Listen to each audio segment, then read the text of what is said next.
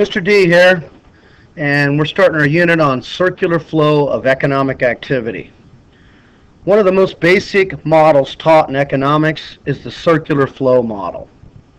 It describes the flow of money and products throughout the economy in a very simplified way.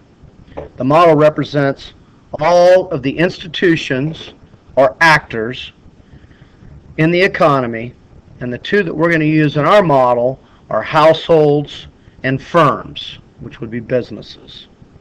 And it divides our economy into two markets. And that would be a market for goods and services, which we refer to as the product market, and a market for resources, which is either the resource market, the factor market, or the factors of production market. Altogether, it's called the circular flow model or the circular flow of economic activity.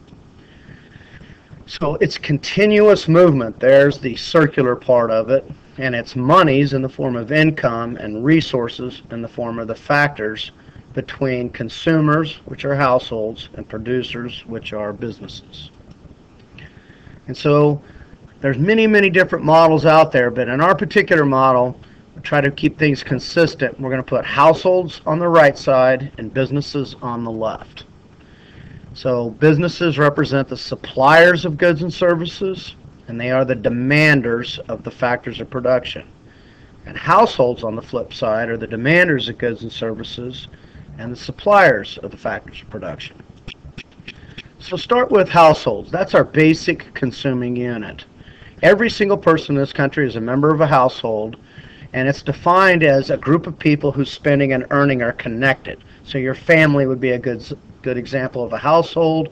If you were married, that would be a household. If you have a roommate, you could be considered a household. Extended family members moving in, it's all one big household. In America, what makes our market economy unique is that households own the resources. They are the owners of the factors of production. So we are, as households, or members of households, we are resource suppliers. Businesses, on the flip side, are the basic producing unit. And they purchase the FOPs from the households, and then the ones that offer the goods and services to the households for sale.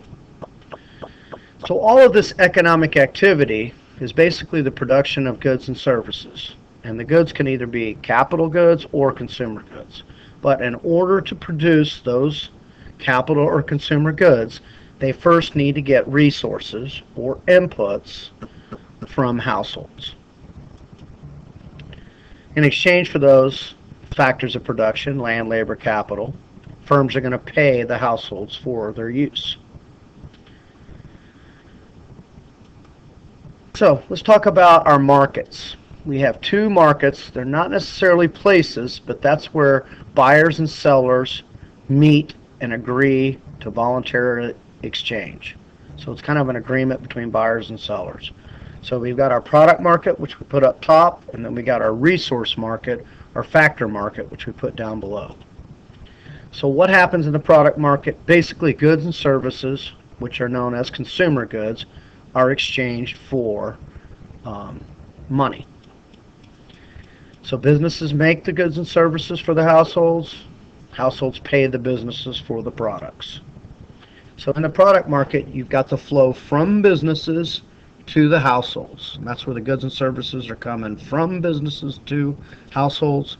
And the money that we pay for those goods and services are referred to as payments. Okay, down below we have the resource or the factor market. And that's where the land, labor, capital, and entrepreneur is exchanged. Households, like us, we own the factors of production, and businesses are the users of FOPs. So you've got the factors of production coming from households to the businesses. In exchange for that, that money that's paid to households is called income. Specifically, there's a different kind of income for each factor of production. Rent is usually set aside for land or natural resources, wages for labor, interest for capital, and the reason that entrepreneurs go into business is to earn a profit So it's profit for entrepreneurship.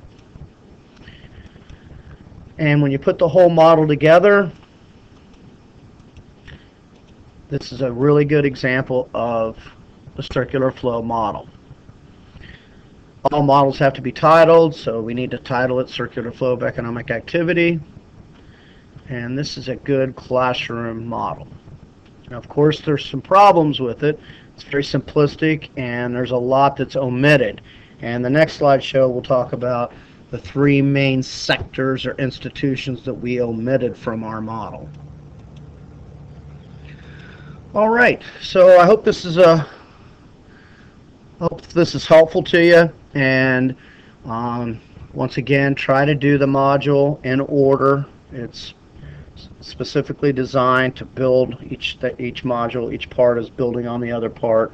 And if you have any questions, contact me. The next slideshow deals with the omissions or what we left out of our particular model. So make sure you check that out soon. And good luck to you. Talk to you next time.